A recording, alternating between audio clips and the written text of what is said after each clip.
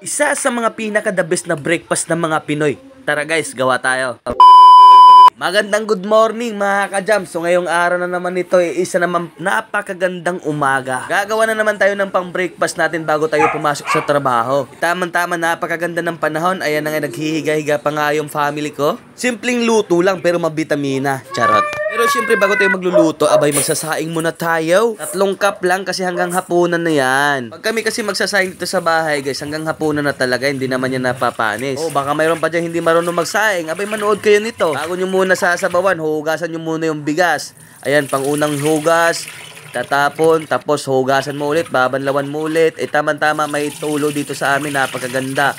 Ayan, pag pangalawa na, okay na sa akin yan. Kayo na bahala kung gawin yung pangatlo.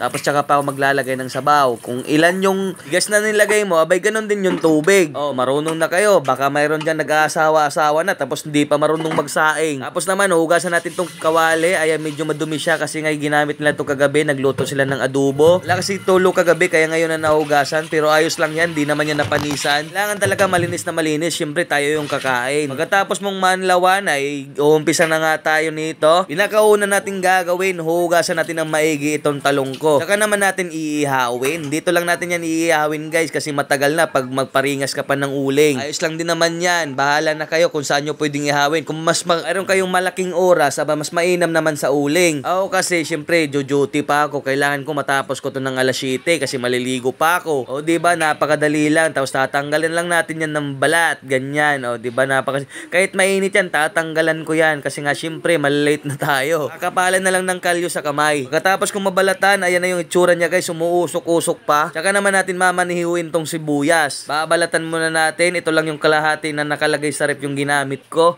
Simpleng chop-chop lang, wala nang masyadong kaartihan. Ganito lang pakita ko sa inyo. Yan, maninipis lang. Ayos na yan.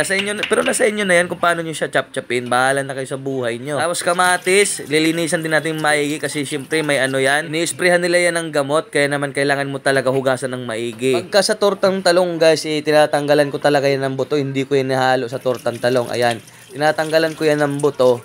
Pero pag sa ibang luto naman, kagaya sa mga kilaw, tinula, yan, hindi ko na tinatanggalan ng buto yan. Pero sa mga ganitong torta, kasi nagtutubig yan siya guys Ganitong hiwa lang, pa-square lang yan, ayos na yan.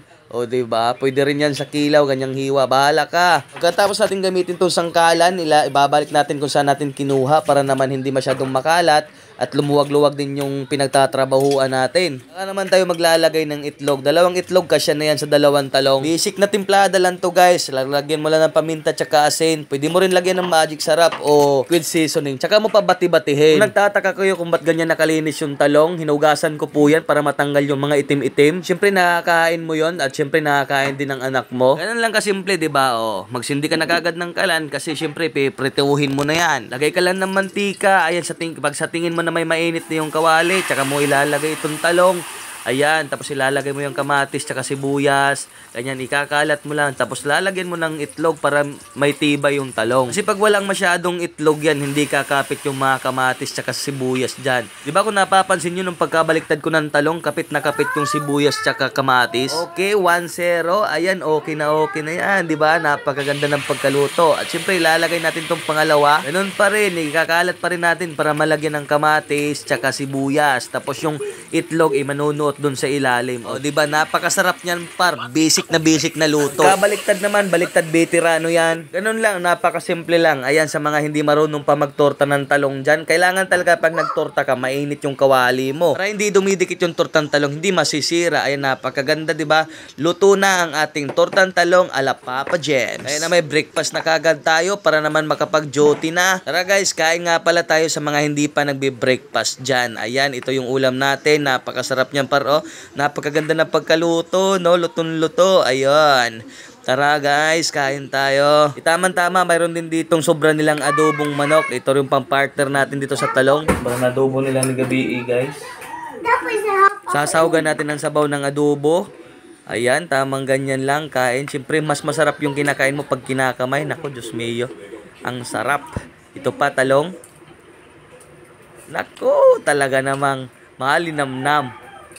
Day, my God. Tara, kain tayo mga kabayan. Nako, napakasarap ng ulam natin ngayon. Tortang talong, tapos adobong manok. Pinapakasarap ng adobong manok lalo na pagbahaw tapos mainit-init yung kanin. Ako, Diyos mio. Ayan, kakain na rin si Ate Era nyo. At kanya naman itortang talong. Kinuha niya yung pinagkuhaanan ko. Sarap naman talaga. Lalo na pag kinakamay no. Ayan Oh my God. Tara guys, kain tayo. Good morning. Sabi nga na, yung sino nga yun? Yung sino nga yung vlogger na yun? Napakasarap ng ulam natin. So, ganyan lang yung breakfast natin guys. Thank you. Matatapos na tong video natin. At syempre, subaybayan nyo lang palagi yung mga cooking series, mga gala natin dyan. At patuloy sa pagsuporta ng mga vlog namin. Ayan, thank you very much. Diyos mio, napakasarap naman talaga. Sa mga hindi pa nagbe-breakfast yan, baka wala kayong maisip kung ano lulutuin nyo. Ayan, magtortang talong na nga kayo. Tara, let's go.